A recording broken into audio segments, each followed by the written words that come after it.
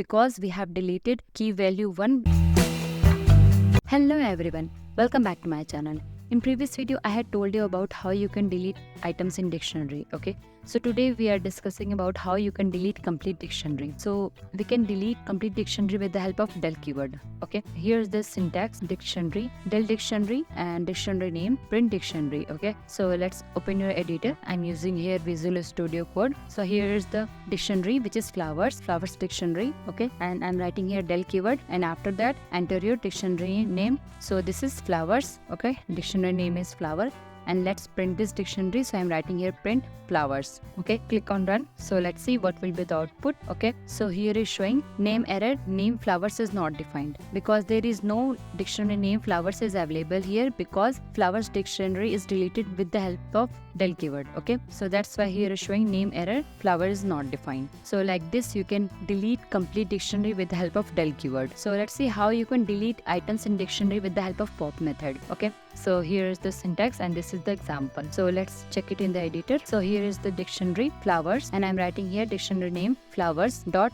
pop method name, in bracket enter your key value. So I'm writing here 1. Okay, and let's print this dictionary. So I'm writing here print in bracket enter your dictionary name, which is flowers. Okay, so let's save this code and run this code. Click on run. Let's see what will be the output. So here is showing 2 lily, 3 jasmine, 4 mogra, 5 lavender. Here it's not showing key value 1, that is rose, because we have deleted key value 1 with the help of pop method. Okay, so let's check it with another example. So I'm changing here 2. So click on run. So here is showing 1 rose, 3 jasmine, 4 mogra, 5 lavender. Here it's not showing key value 2, that is lily, because we have deleted with the help of pop method. Okay, like this you can use pop method in your dictionary. So let's see what's next. So you can delete items in dictionary with the help of clear method. So it will delete complete items in the dictionary, only the empty dictionary exists. Okay, so let's check it in the editor. So this is the flowers dictionary, and I'm writing here dictionary name flowers dot clear, in bracket enter your dictionary name. So I'm writing here print